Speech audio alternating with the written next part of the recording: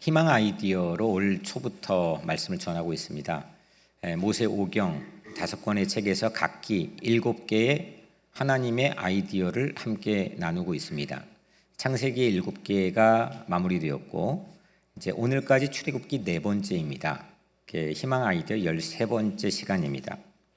지난주는 출애굽기 20장 우리 내 부모를 공경하라 라는 말씀을 가지고 상처 너머의 공경이라는 말씀을 함께 나누었습니다.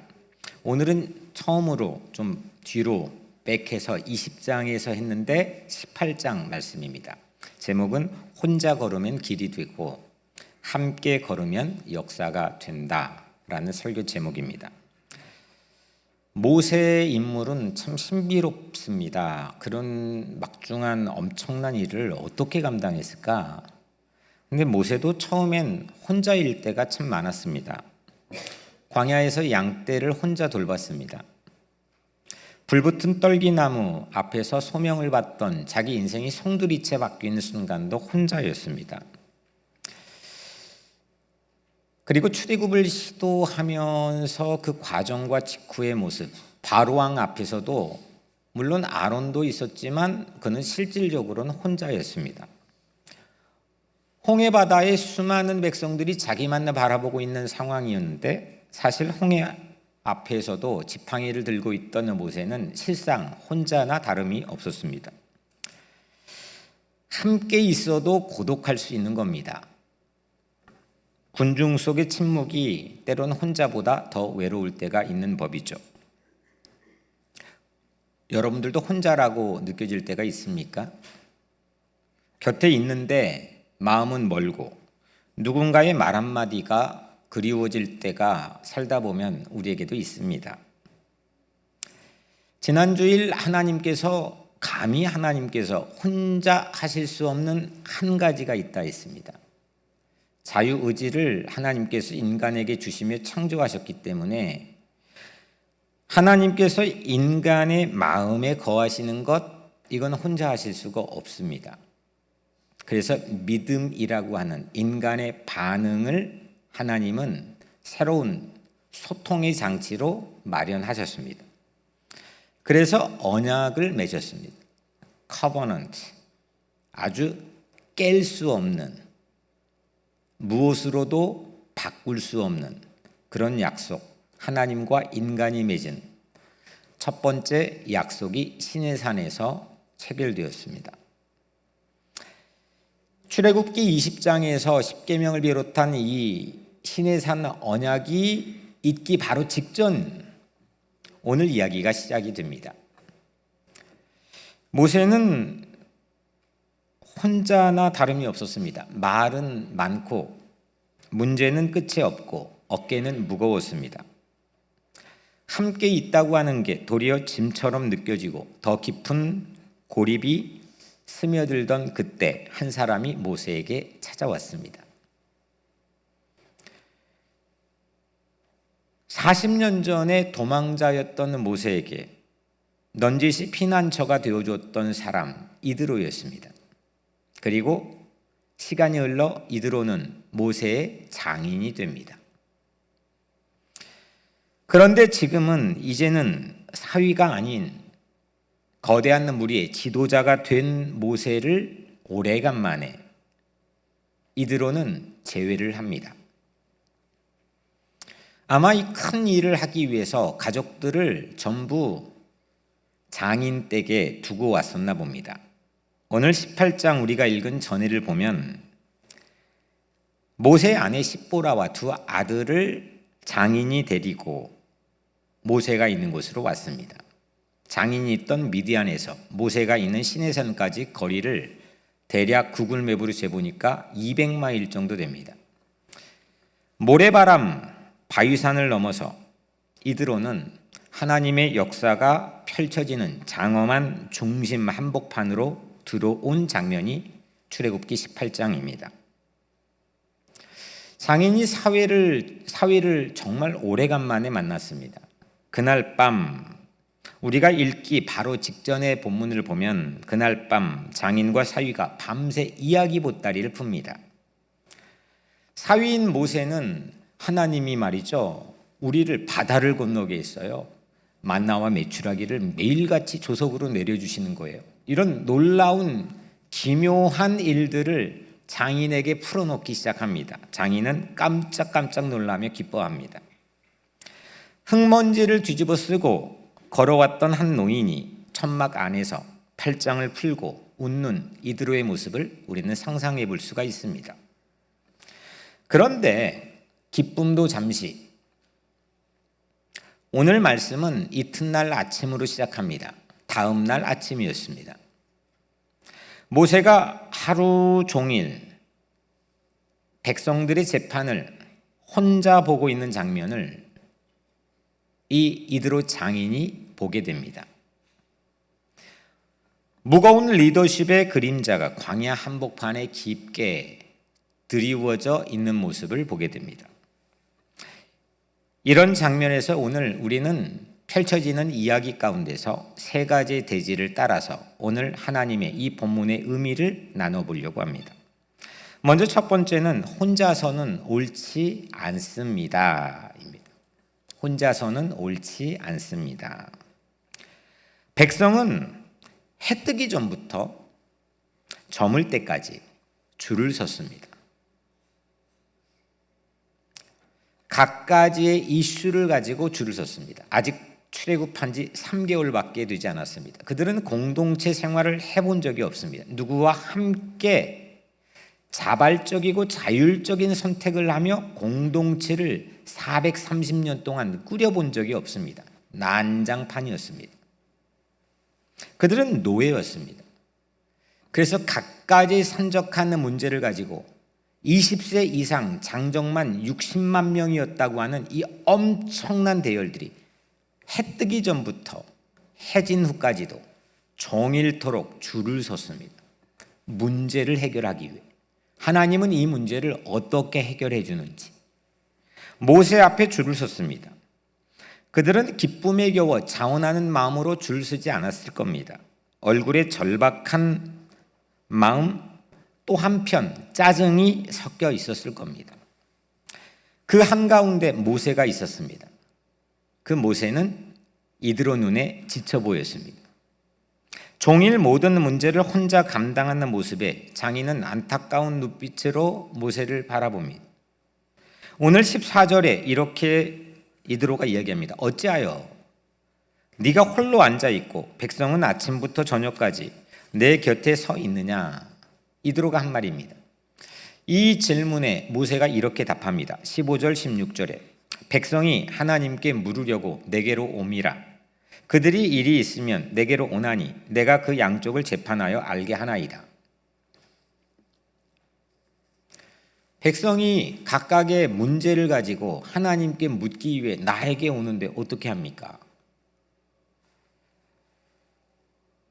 양쪽을 재판해야 되는 상황이 끊임없이 이어집니다. 모세는 이걸 아마도 사명으로 여겼겠죠.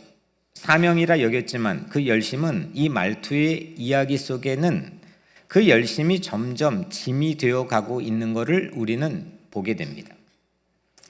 아무도 몰라주는 수고를, 여러분들은 아무도 몰라주는 수고를 홀로 감당하면서 누군가가 나에게 이 일 혼자 하지 않아도 돼 해주길 바랄 때도 있을 겁니다. 집에서 집안일을 하면서 밖에 나가 돈을 벌면 가장으로 돈을 벌면서 아니면 교회 사역을 하면서 숱한 갖가지 다양한 일에서 우리는 함께 해야 되는 상황에 던져집니다. 하지만 그것이 도리어 나를 혼자라고 하는 공간에 빠지게 만들 때도 있지만 더 심각한 건 그 내가 혼자 일을 하고 있는 것보다 내가 혼자라고 하는 생각의 함정입니다.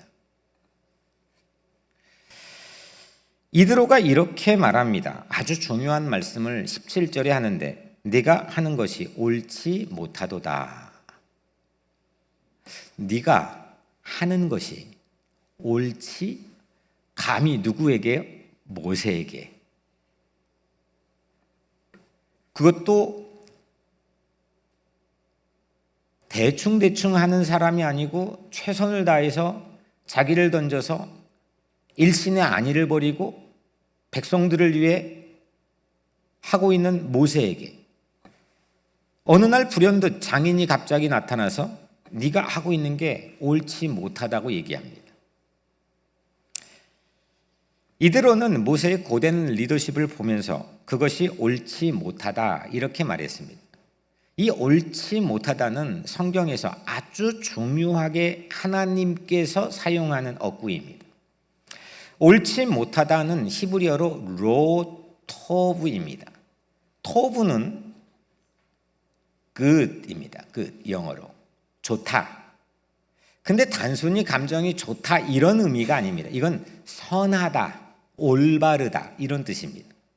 low는 영어로 no, 아니다, 좋지 않다, 옳지 않다. 이게 로토브입니다. 한번 따라해 볼까요? 로토브.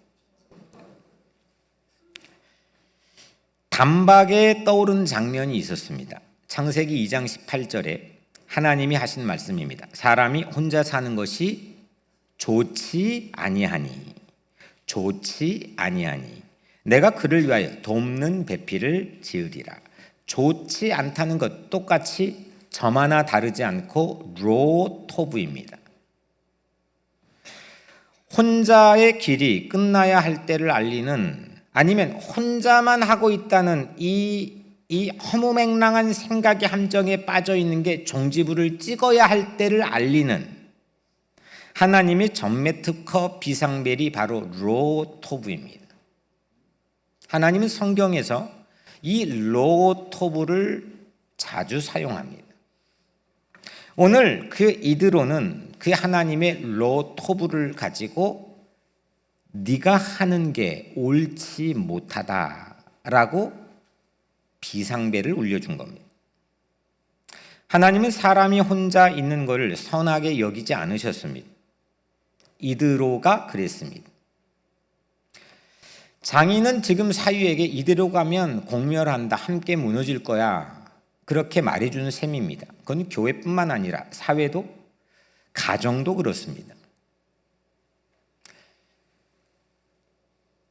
이렇게 하면 거봐, 왜 난 열심히 하려는데 너는 같이 열심히 안 해? 라고 막 생각나는 사람, 그 생각의 함정이 문제라는 겁니다. 책임은 나에게 있습니다.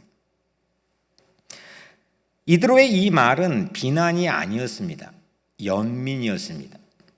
연민이 아니라고 한다면 이런 말을 할 수가 없었을 겁니다. 조언이 아니라, 단순한 조언이 아니라 일종의 하나님의 예언 같은 말씀이었습니다. 오늘 18절에 너와 또 너와 함께한 이 백성이 필경 기력이 쇠하리니 이 일이 내게 너무 중함이라 내가 혼자 할 수 없으리라. 혼자 하면 필경 기력이 쇠한다는 겁니다. 이 일이 너에게 너무 중하다는 겁니다. 내가 혼자 할 수 없다는 겁니다. 혼자 한다는 생각, 그것이 함정입니다.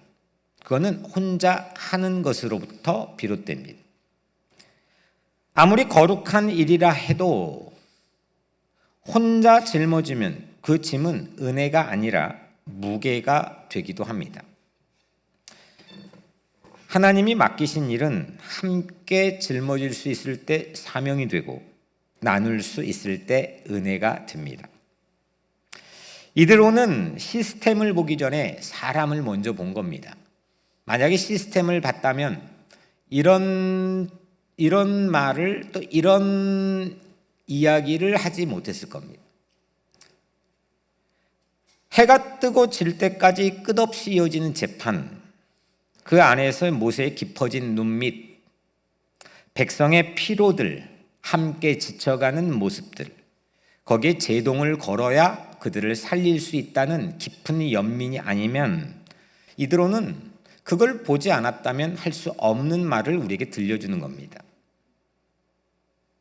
그것이 곧 위로의 시작입니다. 하나님은 한 사람을 보십니다. 지도자가 홀로 타들어가 끝내 꺼져버리는 촛불이 되는 것을 바라지 않으십니다. 모세의 열정은 귀했죠. 하지만 고립된 헌신은 꺼질 불꽃이 될 우려도 있습니다.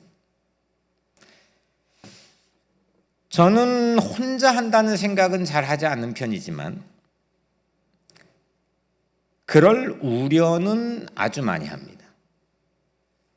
내가 그렇게 하면 어떻게 하지? 혼자 한다는 걸로 인한 고립감이나 외로움은 별로 느끼진 않지만 혹 내가 독점을 하면 어떻게 하지? 그런 구조로 가면 어떻게 하지? 이거는 상시적으로 오랫동안 염려하는 중요한 제 생각의 부분입니다. 그 자문 앞에서 저는 늘 부족하다는 생각이 떠나질 않습니다. 그러던 중에 비교적 최근 우리 교회에 등록하여 최근 가족이 된 한 분을 지난주 아침 만나게 되었습니다. 그분은 처음 교회에 와서 매우 인상 깊었던 이야기를 물어보지도 않았는데 이야기를 해 주었습니다.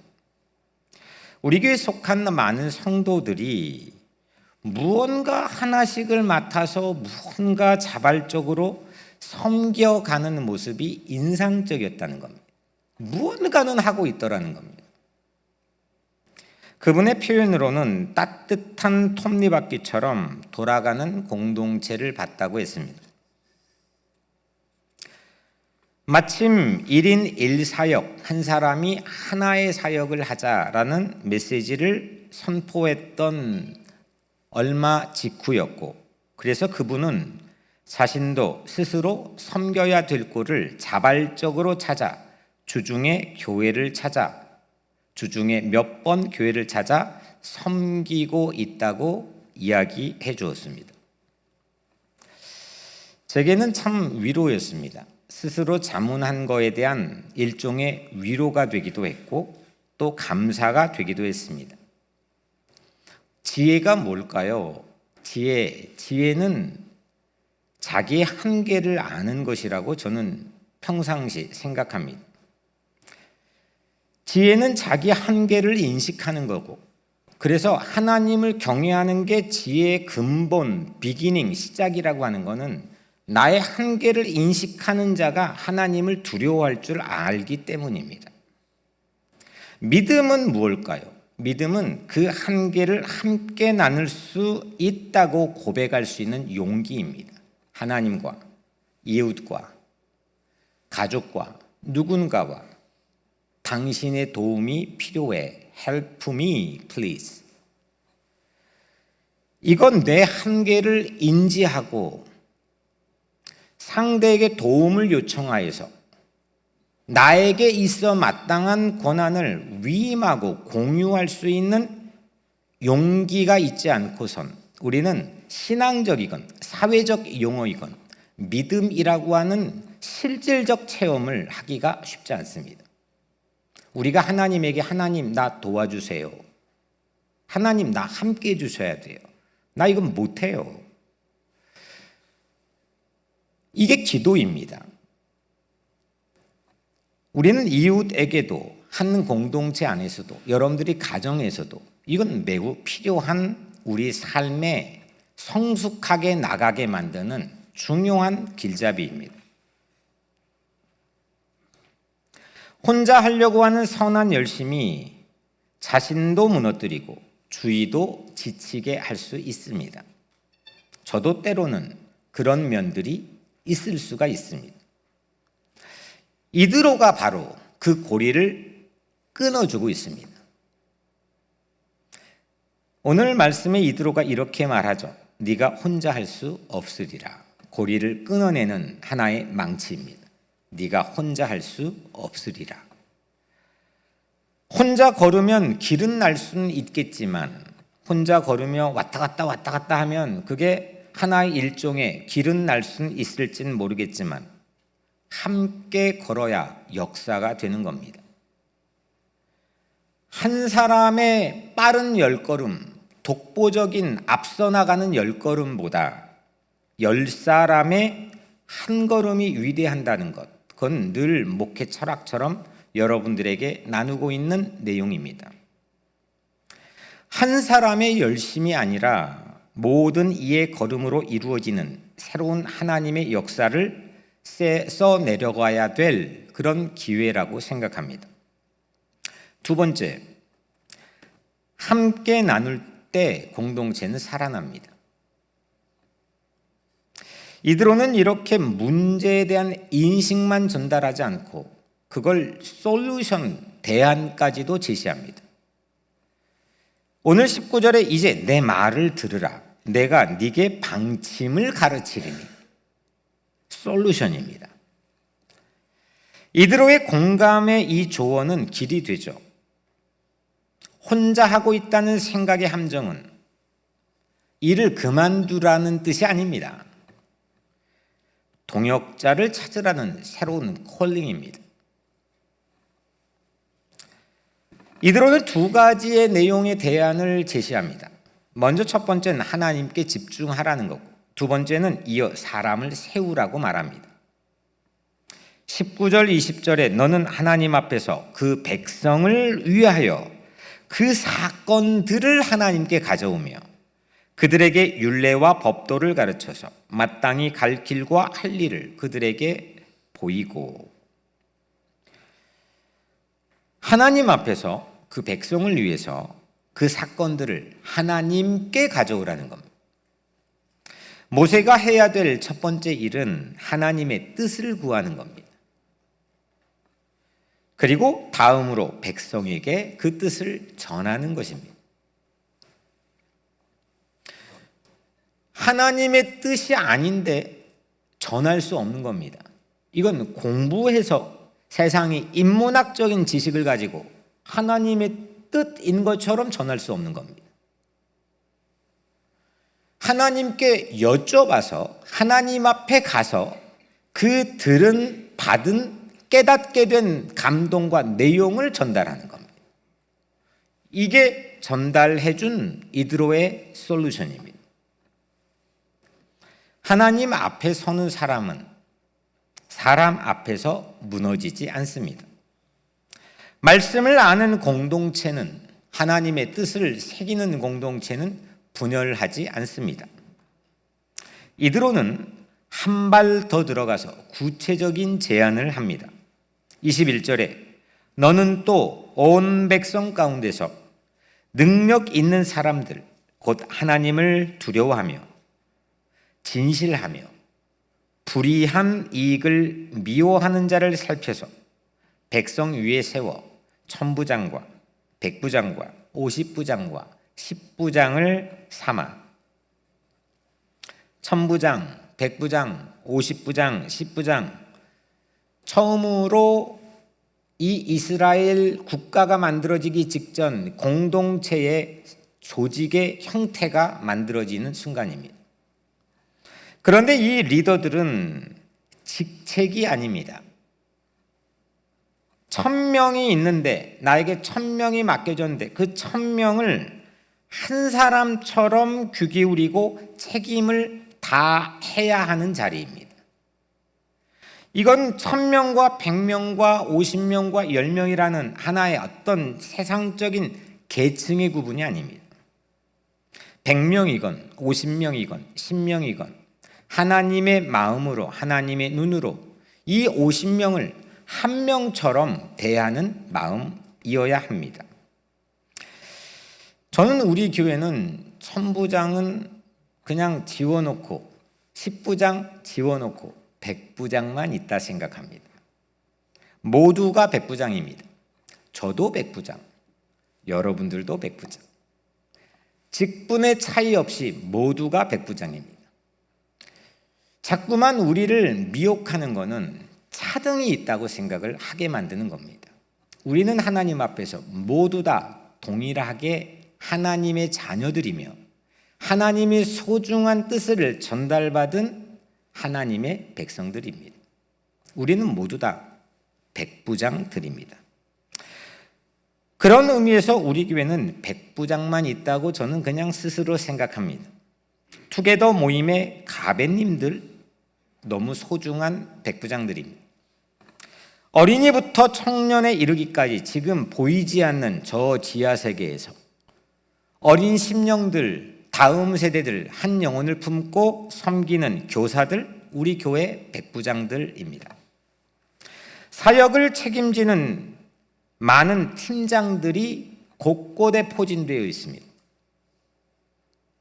사랑방을 이끄는 방장들, 교회를 세우는 당회원들, 말씀 돌봄을 감당하는 교역자들, 모두 다 우리 교회의 백부장들입니다. 각자의 자리에서 두세 명의 얼굴을 품고 섬기는 백부장들이 우리 교회에 적지 않습니다. 진실하며 불의한 이익을 미워하는 자, 이게 하나님이 이들을 통해 주신 기준입니다. 진실하며 불의한 이익을 미워하는 자, 이 기준은 행정적 효율이 아닙니다. 저 사람을 뽑으면 더 유리하겠다, 저 사람을 뽑으면 재정이 충실하겠다, 이런 행정적 효율이 전혀 가미되어 있지 않는 기준이죠. 진실하며 불의한 이익을 미워하는 자, 이건 공동체의 영적 뿌리를 내리게 하는 눈금입니다. 사람을 뽑는 기준은 숫자나 성과가 아니라 하나님을 향한 경외의 눈빛, 욕심 없는 손의 온기였습니다. 22절에 그들이 때를 따라 백성을 재판하게 하라. 큰 일은 모두 내게 가져갈 것이요 작은 일은 모두 그들이 스스로 재판할 것이니 그리하면 그들이 너와 함께 담당할 것인즉 일이 내게 쉬우리라. 각 리더는 맡겨진 수에 따라서 재판을 맡고 모세는 백성 전체를 책임지는 큰 일에 집중합니다. 숫자는 나눠졌지만, 숫자는 적어져서 나눠졌지만 책임은 더 깊어졌습니다. 이게 하나님께서 움직이시는 일을 맡기는 매우 중요한 부분입니다. 우리는 숫자를 나누면, 숫자가 적어지면 책임이 적다고 생각합니다. 교회에 어떤 목사를 평가하는데 그게 몇 명이야? 숫자가 적으면 시시하게 생각합니다. 숫자가 많으면 와합니다. 그 사람이 가진 생각과 사상, 그 사람이 하고 있는 어떤 것도 중요하지 않습니다. 모든 게 그거가 덮어버립니다. 그런데 성경은 특히 예수님이 12명을 뽑아가지고 위임하면서 둘씩 짝을 지어 파송할 때를 보더라도 그들은 오히려 더 책임이 깊어지는 모습을 보게 됩니다. 분배라는 걸 우리는 후퇴로 오해하기가 쉽습니다. 분배는 후퇴가 아니라 성숙입니다. 협력은 타협이 아니라 하나님의 회복하게 하는 공식입니다. 저는 안식년에 들어갑니다. 이 시간은 목회자의 사라짐이 아니라 교회 백부장들이 자라나는 계기라고 생각합니다. 하나님께서 모세를 산 위에 부르시기 전에 공동체 안에 사람들을 세우셨던 것처럼 제 부제는 도리어 교회를 성숙으로 이끌고 가는 계기가 되기를 주의 이름으로 축원합니다. 사랑방과 사역팀은 교회 현장에 내가 할 수 있는 한 걸음만 실천해 주십시오. 세 걸음, 나 혼자의 10걸음보다 한 걸음씩 한 걸음씩 함께 가게 하는 리더십이 중요한 겁니다. 가정에서도 마음이 흐트러지면 아무것도 못하는 겁니다. 누구의 책임의 소재를 가리는 것, 그거는 죽을 때까지도 해결 안 하겠다는 겁니다. 내 책임입니다. 내 문제입니다. 문제는 솔루션을 찾아야 됩니다. 함께 마음을 모으고 5명의 가족이면 한 걸음씩 갈 수 있도록 조율해야 됩니다. 그래야 아름다운 화음이 나옵니다. 못할 것 같은 것도 하게 됩니다. 가베님들은, 투게더 모임을 섬기는 가베님들은 한 주에 한 통의 격려 문자를, 방장들은 일주일에 한 번 성경 한 구절을 나누는 일을, 그래서 사랑방을 세상의 친교가 아닌 그리스도의 친교로 격상시켜 주십시오. 어른들은 다음 세대 한 아이의 이름을 불러주는 일을 맡아주십시오. 일주일 세상에 살다가 주일 한 번 와서 이 땅에 가장 연약한 자일 수 있는 어린이들, 힘 있는 사람이 아니고 나에게 뭔가를 해줄 거라 기대되는 사람이 아니고 중요한 직책을 맡은 사람이 아니고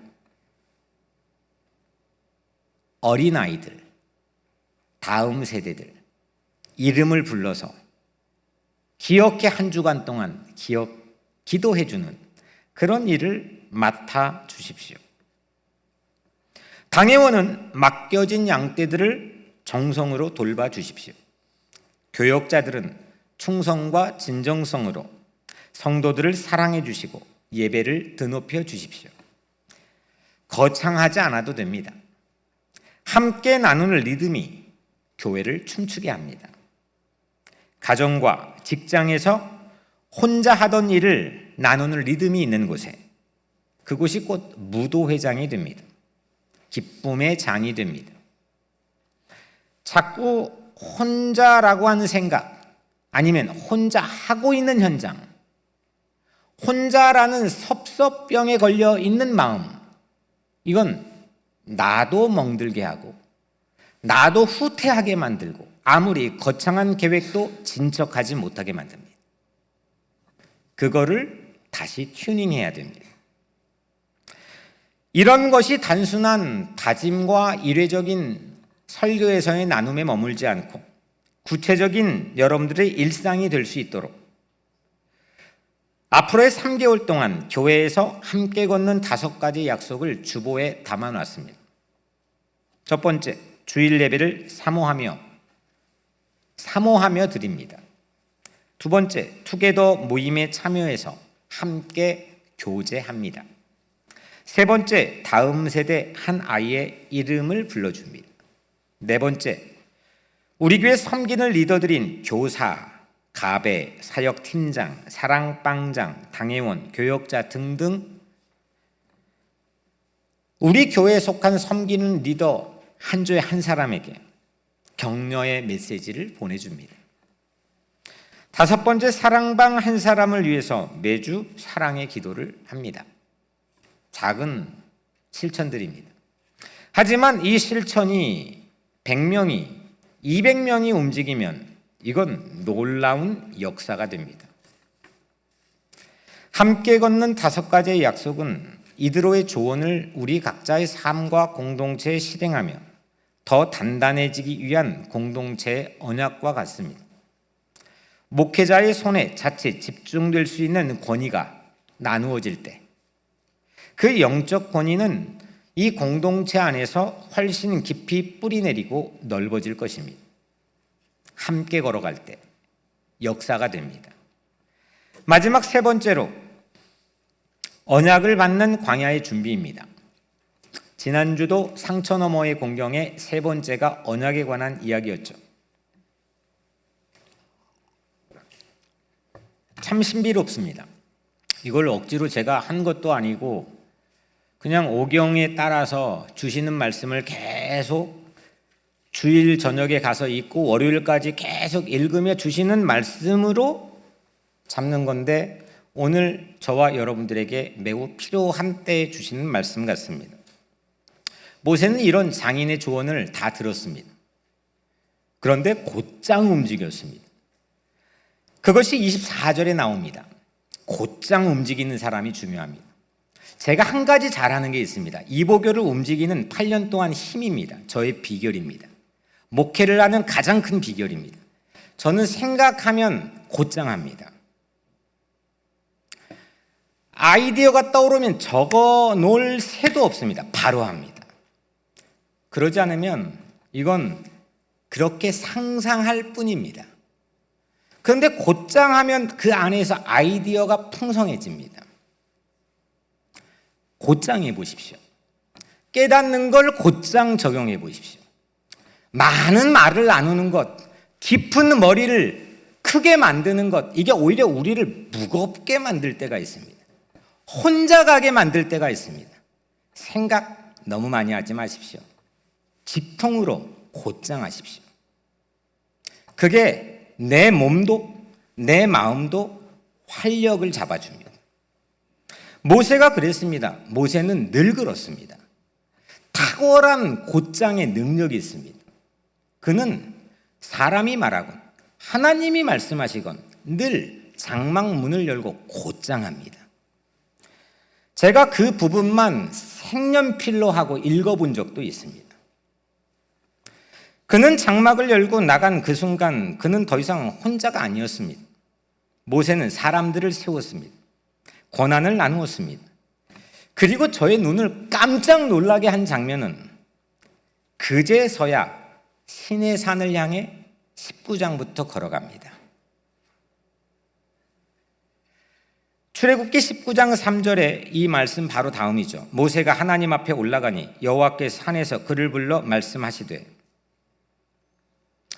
이드로의 조언을 듣지 않았다면, 아니 만약에 들었는데 분담하지 않았다면, 그래요, 좋아요, 하지만 현실은 이래요 라고 핑계만 대버렸다면 그는 신의 산에 올라갈 수 없었을 겁니다. 한 줄로 아침부터 저녁까지 계속 거기에 매몰되어 있었을 겁니다. 백성들이 붙잡았건 그의 마음속에 짐이 되어버렸는데 사명으로 여겼던 그 사명이 붙잡았던, 그건 못 떠납니다. 그러면 언약을 받을 틈은 없어지는 겁니다.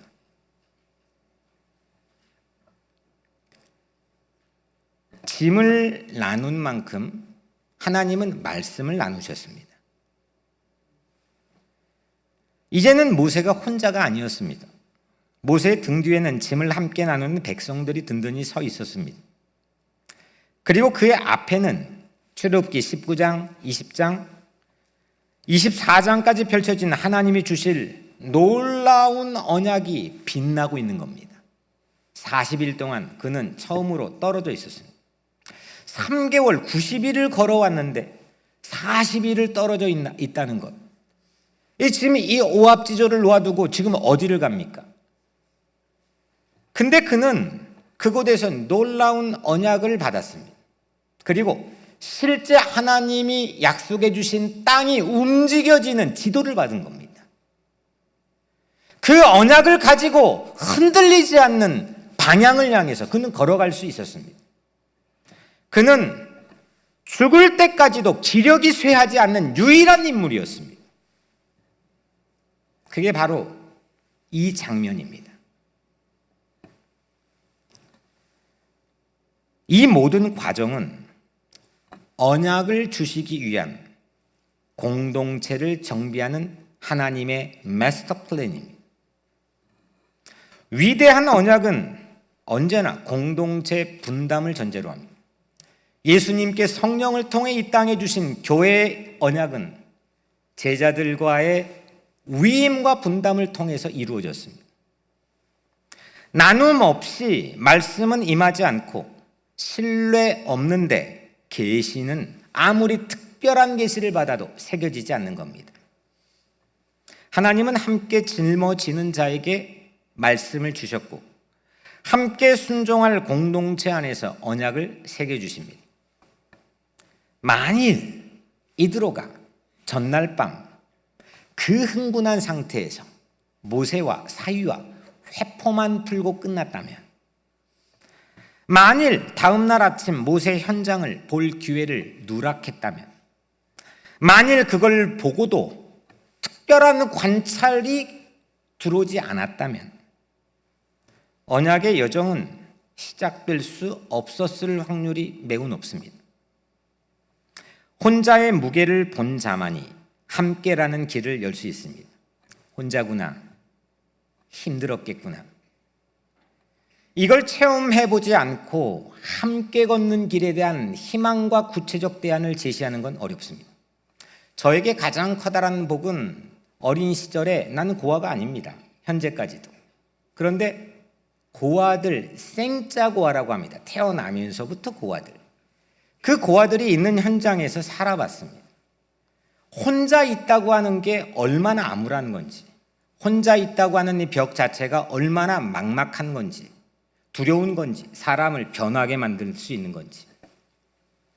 주님도 마찬가지로 겟세마네 동산을 비롯해 십자가에서 그 혼자의 경험을 하셨기 때문에 임마누엘, 하나님이 우리와 함께 하신다는 걸 가장 강력하게 보여줄 수 있는 메시아가 되었습니다. 이드로는 혼자의 무게를 받습니다. 그리고 아팠습니다. 그리고 함께라는 길을 제시할 수 있는 따뜻한 마음을 표현했습니다. 이드로의 이 조언은 단순한 제안이 아니라 언약을 예비하고 언약이 놓여있고 언약을 준비하게 하는 하나님의 일종의 놀라운 지혜라고 저는 생각했습니다. 위대한 계시의 시작은 이드로의 조언이라는 이 전환, 패러다임 시프트에서 비롯됩니다.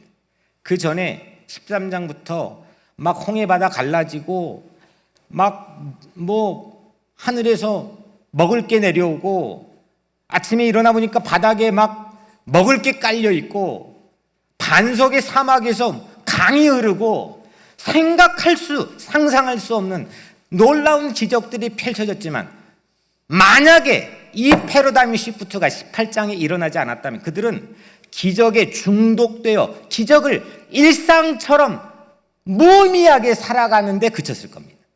그런 증거들은 이후에 허다하게 나옵니다. 우리도 그렇습니다. 사는 게 기적입니다. 숨 쉬는 게 기적입니다. 하늘을 볼 수 있다는 게 기적입니다. 나에게 새날이 주어졌다는 게 기적인 겁니다. 나에게 이런 교회가 있다는 게 기적입니다. 함께 분담할 내 곁에 이웃이 있다는 게 기적입니다. 혼자가 아닙니다. 이 모든 기적, 이 기적이 중독되어서 평범한 일상이 되지 않는, 생각하기 전에 감사가 본능적으로 뛰쳐나올 수밖에 없는 그런 환희에 찬 인생을 다시 시작하게 하는 것, 그거는 출애굽기 오늘 읽은 18장 이드로의 쉬프트, 패러다임 쉬프트에서 비롯되는 겁니다. 이 아이디어를 붙잡으십시오. 이걸 여러분들 각자의 삶과 가정에 적용하십시오. 가급적 즉시 작은 것이라도 거창하지 않아도 적용해 보십시오. 그러면 여러분들 앞에 보물처럼 놓여있는 커버넌트, 언약 앞에 다가갈 겁니다. 저는 신의 산으로 오르는 시간입니다. 하나님이 우리와 함께 하시는 신비하신 언약을 저는 우리에게 주실 거라고 생각합니다. 그렇다고 저는 기도원에 가서 40일 금식을 하고 그러지는 않습니다. 잠을 많이 자고 싶습니다. 책도 많이 읽고 싶습니다. 하지 못했던 것도 많이 하고 싶습니다. 혼자 하지만 그 마음속에 세상을 품으며 있고 싶습니다. 글을 쓰고 싶습니다. 그것이 제가 올라가고 싶은 저의 새로운 3개월의 부름인 신의 산입니다. 하나님이 우리와 함께 하시는 신비하신 언약을 그 어딘가에 어떤 형태로든 준비해 주실 거라고 저는 믿습니다. 임마누엘, 하나님이 우리와 함께 하신다는 예수님, 세상 끝날까지 너희와 항상 함께 있을 것이라고 말씀해 주신 예수님, 그 예수님께서 저와 여러분들과 함께 해 주실 줄로 믿습니다. 사랑하는 여러분, 지금은 혼자 걷는 길에서 함께 걷는 역사로 나가는 문턱입니다. 한 걸음씩 함께 걸을 때 하나님은 걸음마다 진짜 좋음, 로토브가 아니라 토브. 창세기 1장에서 첫째 날 하나님 만드시고 심히 보시기에 토브, 둘째 날도 심히 토브, 셋째 날도 토브, 보시기에 너무 선했더라, 좋았더라, 이렇게 들려지는 그런 교회, 그런 가정, 그런 여러분들의 삶이 되는 그런 시간들이 우리 앞에 펼쳐지게 되기를 주의 이름으로 간절히 축원합니다. 기도하겠습니다.